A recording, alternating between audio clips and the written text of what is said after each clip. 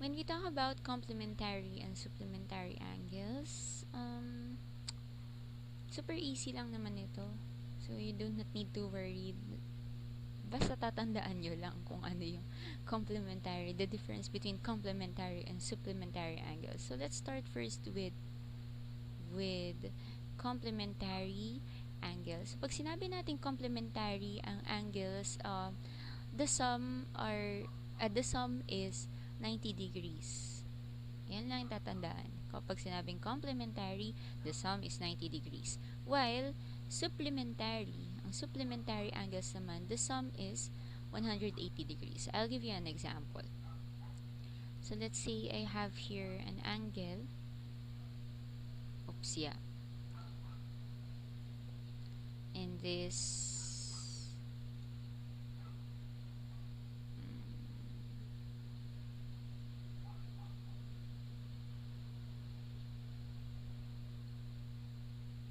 yeah. So these two angles here.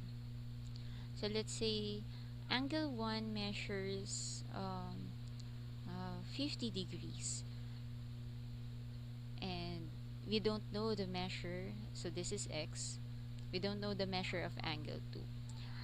If I add a condition that angle 1 and angle 2 are complementary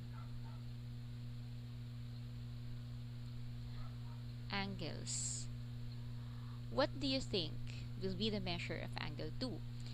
And I said earlier that pag sinabi natin complementary angles, the sum is 90 degrees. Meron na tayong sukat ng unang angle, angle 1. Kapag inad natin to kay angle 2, ang magiging sum ay 90 degrees. Ang angle 1 ay 50 degrees. Hindi natin alam ang angle 2. It's x equals 90 degrees. So, ano kaya yung pwede nating i-add sa 50 para maging 90? So, obviously, that's 40 degrees.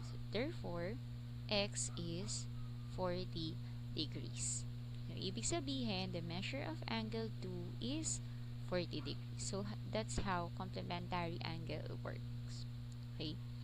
How about supplementary?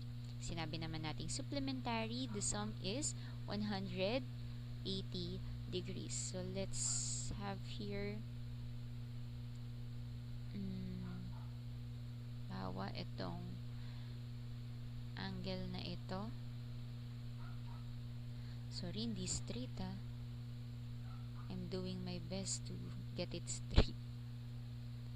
Ang pangit. Freehand lang. Tagal kasi. Yan. And this is angle. May angle 1, angle 2 na tayo. This is angle 3. Tapos, yung isa ay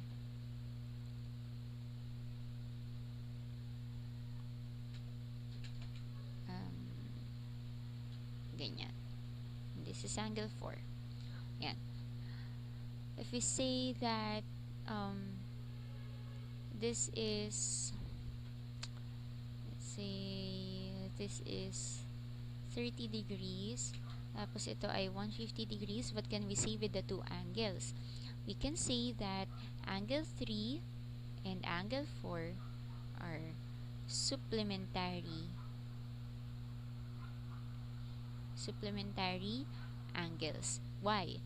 Kasi pag sinabi natin supplementary angles, pag inad natin yung sukat ng angle 3 at sukat ng angle 4, dapat ang sum ay 180 degrees. To verify that this is true, just substitute. Measure of angle 3 is 30 degrees. The measure of angle 4 is 150 degrees. And if we add 30 and 150, it will give us a sum of 180 degrees. So therefore, angle 3 and angle 4 are supplementary angles. Okay? And they have, ayun lang, ganun lang kadali. Ewan ko, yung iba kasi nalilito. Meron naman mga ganito ang figure. Bawa ay oops, yeah. Sorry. Likot to.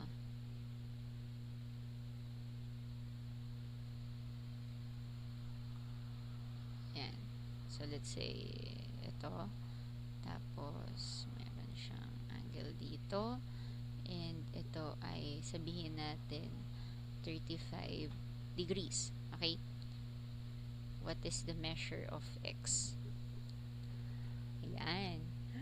So, walang sinasabi kung complementary sila. Pero, based on the figure, the whole angle is a right angle. So, ibig sabihin, yung sum, ay yung kabuuang angle is 90 degrees. Yung first angle, ito sabihin natin, this is angle 5 and this is angle 6. Measure of angle 5 plus the measure of angle 6 is equal to 90 degrees. Because, paano natin nasabing 90? Kasi merong square corner. Di ba, pag sinabi natin pag merong square corner, automatic, right angle yun. So, ano ba sukat ng right angle? Di ba, 90 degrees. And this is 35, and we don't know the value of measure of angle 6. So, x, yan. And to get, we will just subtract 90 and 35. So, that will give us 55 degrees. Meaning, this is 55 degrees. And we can also conclude that angle 5 and angle 6 are complementary angles. Okay. Paano naman kapag supplementary? Halimbawa, ito.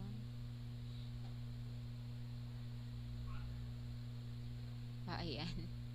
I'm so sorry.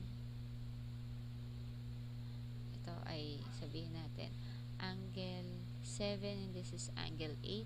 So, kapag ganyan, may straight line, tapos adjacent yung two angles with a common ray and a common endpoint, supplementary angle sila. Kasi kapag straight line, ayan, 180 degrees to.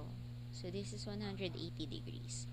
We can say that angle 7 and angle 8 are supplementary angles. Meron pang tawag dyan.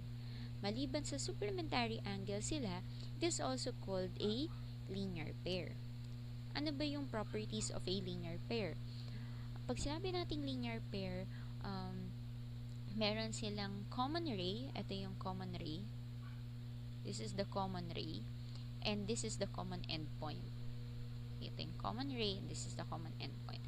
And the two angles are adjacent. So, tatandaan. Two angles are adjacent. Magkatabi. And they have a common ray, common endpoint, and supplementary. So, dapat ang sum ay 180 degrees. Okay? So, that's a linear pair. Balikan natin yung kanina. Ito, hindi to linear pair. Kasi, unang-una, complementary, yes, adjacent, common endpoint, common ray, pero, hindi supplementary. How about angle 3 and angle 4? Angle 3 and angle 4 are, wait, ayan, nasan ako? Angle 3 and angle 4 are supplementary angles, but they are not linear pair. Bakit? Kasi, magkahiwalay yung dalawang angles natin, no? Wala silang common endpoint, wala silang common ray, hindi sila adjacent. So, yes, they are supplementary, but hindi nila na-meet yung requirement. So, hindi to pwedeng maging example of a linear pair. Okay? So, this one is a linear pair. Yung basta magkatabi. Linear pair. Okay? Ayan.